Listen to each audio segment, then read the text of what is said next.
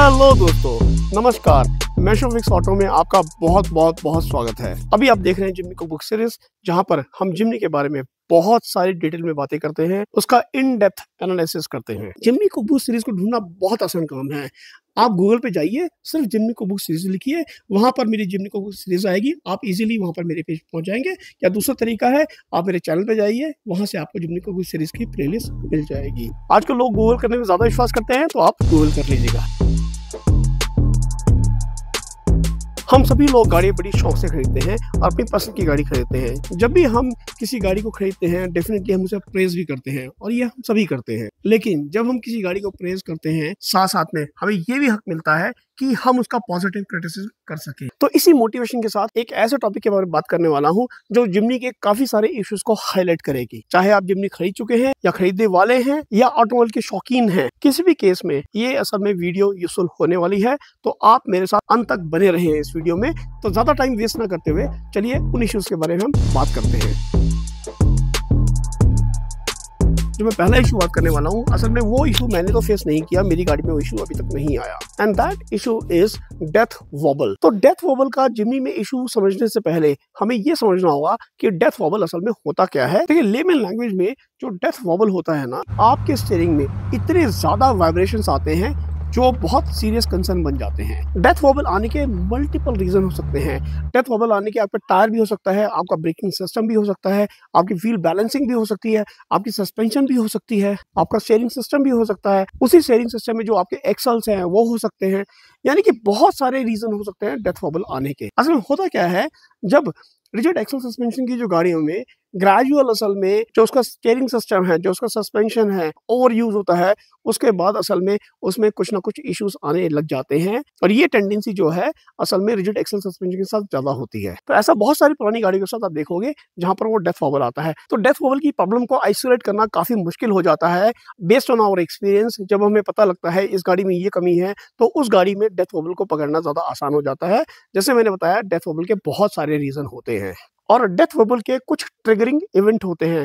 जैसे कि आप हाई स्पीड पे जा रहे हैं और आपने सडनली एक ब्रेक मारी, जिसमें आपके स्टीयरिंग में बहुत ज्यादा वाइब्रेशंस आई, और इतनी वाइब्रेशंस आई कि आपके लिए खुद भी सहन करना मुश्किल हो गया। और आप असल में उसे ये सोच रहे हैं अभी कुछ हो ना जाए, कहीं टायर खुल के बाहर ना निकल जाए, कहीं स्टीयरिंग टूट ना जाए। मतलब इतने ज्यादा वाइब्रेशंस आपके स्टीयरिंग में आ सकते हैं। ये डिपेंड करता है व्हीकल टू व्हीकल वो कितना यूज हुआ है। अब जिम्नी में ये डेथ वॉबल आता क्यों है?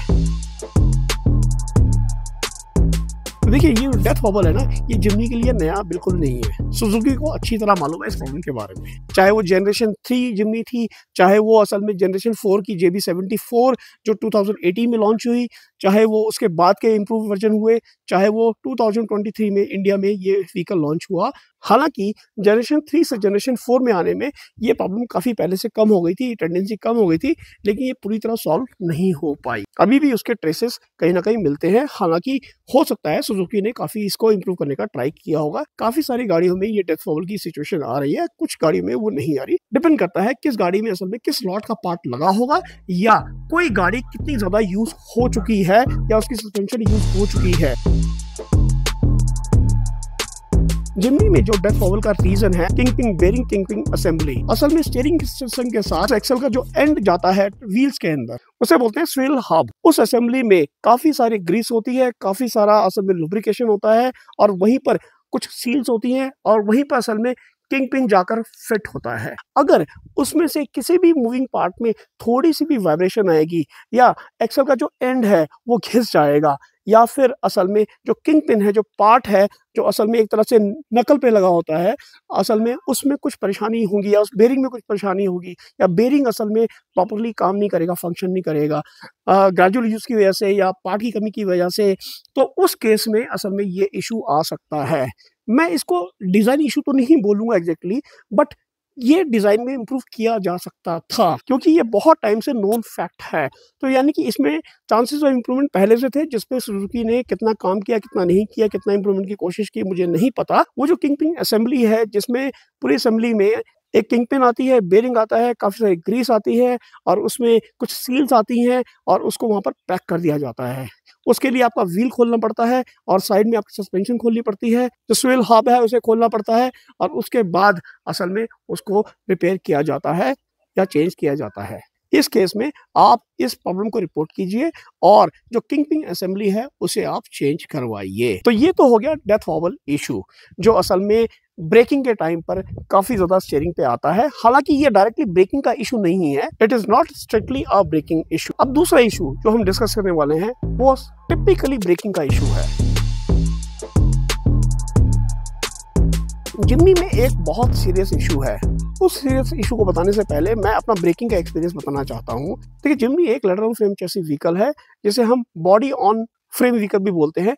इस तरह के जो व्हीकल्स होते हैं वो नॉर्मली हाईली माउंटेड होते हैं, और जितने भी हाईली माउंटेड व्हीकल होते हैं ना, उनकी ब्रेकिंग बहुत ज़्यादा स्मूथ नहीं होती जब तक कि वो बहुत ही एक्सपेंसिव व्हीकल नहीं है। तो हालांकि वो पास से काफ़ी ज़्यादा इंप्रूव हुए हैं और काफ़ी बेटर भी हैं, और बहुत सारे ब्रेकिंग के सेफ्टी फीचर आने के बाद तो वो बहुत ज़्यादा इंप्रूव हो भी गए हैं। वो इंप्रूवमेंट होने के बाद भी इस तरह की गाड़ियों की ब्रेकिंग बहुत ज़्यादा स्ट्रांग नहीं होती। लेकिन फिर भी तो मेरा एक्सपीरियंस है, हाईवेज के ऊपर नॉर्मल ड्राइव में उसकी ब्रेकिंग इस तरह की गाड़ी के हिसाब से काफ़ी अच्छी ब्रेकिंग है, तो मुझे उसमें कभी इशू नहीं आया। मैं हाईवे पे 100 पर गया, 110 पर गया, मैंने ब्रेकिंग लिया, मुझे ब्रेकिंग प्रॉपर्ली मिली। जब मुझे ब्रेकिंग प्रॉपर्ली मिली तो क्वेश्चन यहाँ पर होता है वो ब्रेकिंग इशू है क्या? वो ब्रेकिंग इशू एक सीरियस ब्रेकिंग इशू है जो कि असल में जिम्नी में काफी हाई एल्टीट्यूड्स पे आता है। आप 3000 मीटर की हाइट तक कहीं जाते हैं तो ये इश्यूज आपको ना के बराबर देखने को मिलेंगे। ब्रेक उसकी काफी कम डेप्रिशिएट होती है इतनी हाइट पर, लेकिन जैसे ही आप 3000 मीटर से ऊपर जाना शुरू करेंगे, 3500 मीटर, 4000 मीटर और 4000 से ऊपर, वैसे ही आपको ये इश्यूज देखने को मिल जाएंगे। वहां पर होता क्या है असल में, ऐसे माहौल में जहां पर आप ज्यादा हाइट पर जाते हैं वहां पर जो ऑक्सीजन होती है वो थिन होती है। अब यहाँ पर इशू क्या है? देखिए, इस इशू को समझने से पहले हमें दो चीजें समझनी पड़ेंगी कि एक टर्बोचार्ज इंजन और नेचुरली एस्पिरेटेड इंजन कैसे काम करता है। अब ये एक ऐसा क्वेश्चन है जो अभी आउट ऑफ टॉपिक है, मैं उसको आपको यहाँ पर समझा नहीं सकता, लेकिन फिर भी मैं आपको थोड़ा उसका क्लू जरूर दूंगा। Natural aspirated engine, turbocharge engine पे मेरी एक बहुत ही डिटेल वीडियो आने वाली है जो काफी लेंथी वीडियो होगी। अगर आपको इंजन को समझना है और उनके डिफरेंसेस समझने हैं, आप उस वीडियो को मिस मत कीजिएगा। हालांकि बहुत सारे वीडियो हैं जो आपको इन्फॉर्मेशन दे सकते हैं, लेकिन अभी जल्दी से हम ये समझ लेते हैं कि यहाँ पर इशू क्या है। देखिए, जिम्नी का जो इंजन है ना वो नेचुरली एस्पिरेटेड इंजन है, और जो गाड़ी में नेचुरली ऑक्सीजन आ रही है ना, वो जितनी हाइट बढ़ती जाएगी वो असल में ऑक्सीजन थिन होती जाएगी। अब आप बोलेंगे इंजन का ब्रेकिंग से क्या मतलब है? मतलब है, देखिए होता क्या है, ब्रेक कैसे काम करती है पहले समझ लेते हैं जल्दी से। जब आप ब्रेक का पैडल दबाते हैं तो दो काम होते हैं। पहला, ईसीएम के पास से एक सिग्नल जाता है, उसके जो एबीएस के पास सिग्नल जाता है कि ये बंदा ब्रेक किस तरह से दबा रहा है। अगर वो बहुत स्ट्रांगली ब्रेक दबा रहा है तो उसे सिग्नल जाता है कि ये पैनिक ब्रेक है, और बहुत आराम से दबा रहे हो तो यानी कि वो आराम से ब्रेकिंग हो रही है, जिसको कभी कभी हम अडेप्टिव ब्रेकिंग बोलते हैं, और वो बेसिकली गाड़ी का कंप्यूटर लर्न करता है, राइट। लेकिन जब फंडामेंटली जब ब्रेक दबाते हैं, ये एक मैकेनिकल प्रोसेस है, तो वो प्रेशर इतना नहीं होता जिससे ब्रेक लग जाए। तो आप बोलेंगे ब्रेकिंग लगती कैसे है जब इतना प्रेशर नहीं होता? देखिए, होता क्या है, जब आप ब्रेक मारते हैं ना, टायर को रोकने के लिए बहुत ज्यादा ताकत चाहिए होती है जो ह्यूमन के पास तो नहीं होती कम से कम। यानी कि हम लोग ब्रेक नहीं लगा सकते, हम सिर्फ पैडल दबा सकते हैं। बाकी का काम कौन करता है असल में जब ब्रेक दबाते हैं तो ब्रेक बूस्टर करता है काम। ब्रेक बूस्टर में असल में वैक्यूम होता है, और वो जो वैक्यूम होता है वो असल में मास्टर सिलेंडर के थ्रू जो उसमें ऑयल आगे होता है, वो ऑयल वहां से उसकी जो लाइंस है जिसे हम ब्रेक लाइन बोलते हैं, उसके थ्रू एबीएस के थ्रू वो असल में चैनलाइज करता है सारे के सारे टायर्स में, और वो हाइड्रोलिक के थ्रू ब्रेक लगती हैं। यानी कि वो जो ताकत होती है वो आपके पैर की नहीं होती, वो उस हाइड्रोलिक की होती है जो वहां से पुश हो रहा है। लेकिन उस हाइड्रोलिक को पुश करने के लिए क्या चीज काम आती है? वो वैक्यूम काम आता है। वो वैक्यूम कहां से आता है? वो वैक्यूम असल में इंजन देता है। यानी कि इंजन असल में उस बूस्टर को फीड करता है। इंजन वहां से प्रेशर भेजता है कि भैया अब तुम रेडी हो जाओ, बंदा ब्रेक मारेगा, तो असल में ब्रेक लाइंस को पुश करना है, और वहां पर फ्लूइड पहुंचाकर जहां जिस टायर में जितनी ब्रेक चाहिए वो कैलकुलेशन करने के बाद वहां पर वो फ्लूइड पहुंच जाता है, और उतनी ब्रेक हर टाइम लगती है। जरूरी नहीं है हर टायर में बराबर की ब्रेक लगे, क्योंकि आजकल कंप्यूटराइज सिस्टम है और बड़े कैलकुलेटिव तरीके से वो हाइड्रोलिक प्रेशर वहां पर बनाता है, चाहे वो डिस्क ब्रेक हो चाहे वो ड्रम ब्रेक हो, किसी भी केस में। अब होता क्या है, गाड़ी आपकी ज्यादा हिट पर चली गई तो वहां पर ऑक्सीजन कम हो जाएगी, वहाँ एयर कम हो जाएगी। जब इंजन को एयर नहीं मिलेगी, जब इंजन को इतनी पावर नहीं मिलेगी, तो भाई वो ब्रेक प्रेशर को कहाँ से वैक्यूम क्रिएट करके देगा? दे भी देगा तो ऐसे देगा जैसे कोई भीख मांग रहा हो, भैया मुझे कुछ दे दे, और उसको थोड़ा थोड़ा वो देता रहेगा। तो जब आप सडनली ब्रेक मारेंगे तो आपको पता क्या फील आएगा कि भैया ये तो जो ब्रेक का पैडल है ना वो एकदम हार्ड हो गया, पत्थर की तरह। देखिए, जब ब्रेक का पैडल हार्ड होता है ना पत्थर की तरह, इसका मतलब क्या है? आप अपनी ताकत तो लगा रहे हो, लेकिन जो ब्रेकिंग सिस्टम है, जो हाइड्रोलिक्स है, वो काम नहीं कर पा रहा क्योंकि उसमें इतना वैक्यूम नहीं बन रहा है कि फ्लूइड्स को आगे भेज सके। तो ये एक बहुत बड़ा और एक सीरियस कंसर्न है।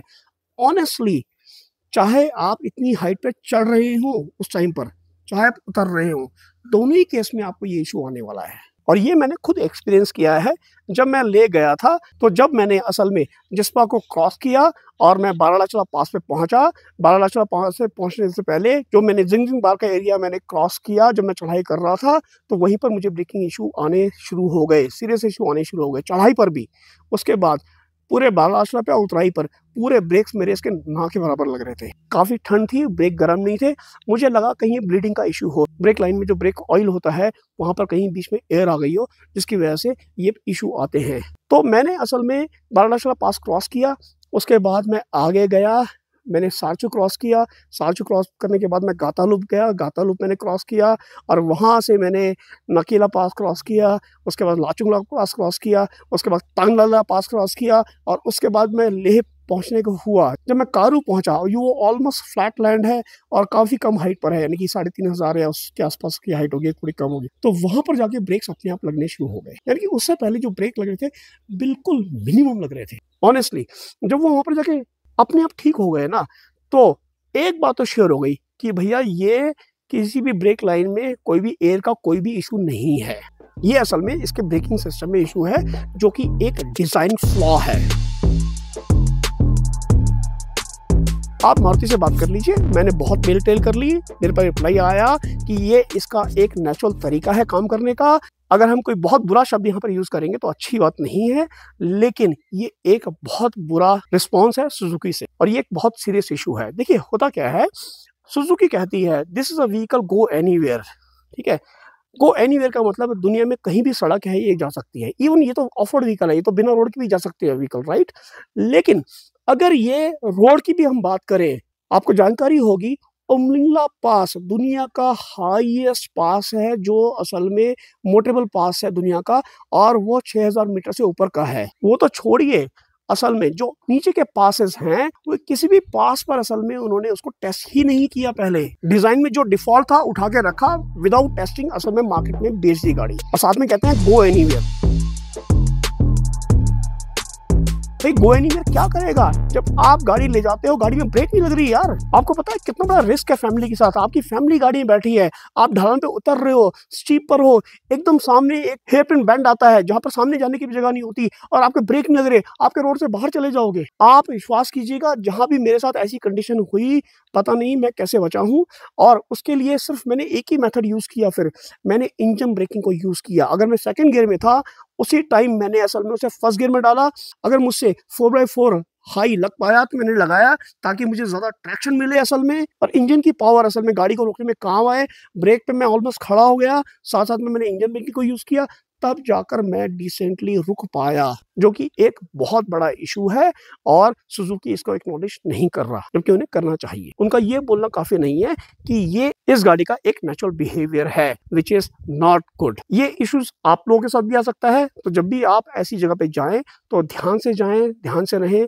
इसको मिटिगेट करने का एक ही तरीका है, आप most of the time engine braking पे चलिए, और अगर किसी स्लोप पर, अगर किसी जगह पर आप दूसरे गियर पे उतरते हैं और वहां पर आपकी गाड़ी की स्पीड ज्यादा बढ़ती है थोड़ी सी भी, तो उसी टाइम आप पहले गियर पे आ जाइए और मैक्सिमम इंजन ब्रेकिंग को यूज कीजिए। यही एक तरीका है ऐसी कंडीशन में अपने आप को सेव करने का, अपनी फैमिली को सेव करने का, अपनी गाड़ी को सेव करने का।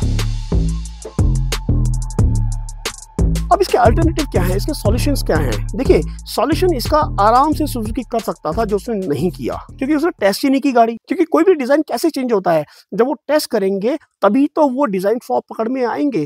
जब वो डिजाइन फ्लॉ पकड़ में आएंगे तभी तो उसको चेंज करेंगे, जब उसे चेंज करेंगे तभी तो वो अच्छा डिजाइन होगा। लेकिन ऐसा कुछ भी सुजुकी ने नहीं किया, और वो लोग कहते हैं ये एक नेचुरल तरीका है काम करने का। This is not at all acceptable. इसके अल्टरनेटिव्स क्या है? देखिए उसमें वैक्यूम का इशू है, राइट। नेचुरली एस्पिरेटेड इंजन में थोड़ा सा इशू रहता है, ये बात नोन है, बट जब ये नोन है तो ये गो एनीवेयर व्हीकल कैसे हो गया कि कहीं भी ले जाओ इसको, आप कितनी भी हाइट पे ले जाओ, कैसी भी ले जाओ, जहां रोड है वो तो जाएगी ना। ये तो कहते हैं जहां रोड नहीं है तो वहां भी ले जाओ। तो इसका सॉल्यूशन बड़े सिंपल से है कि अगर गाड़ी में एक एडिशनल वैक्यूम पंप लग जाए, बूस्टर को फिट करने के लिए लगे, जो डेडिकेटेड उसी काम के लिए हो, तो उस केस में ये ब्रेकिंग के इशू कम हो जाएंगे या नहीं आएंगे। काफी सारी गाड़ी में जहां पर ये इशू होते हैं वहां पर एक डेडिकेटेड वैक्यूम सिलेंडर होता है जो बूस्टर के पैरेलल में लगा होता है, जिससे क्या होता है कि उस बूस्टर को उस वैक्यूम सिलेंडर से वैक्यूम मिलता रहता है और वो प्रेशर बनाता रहता है।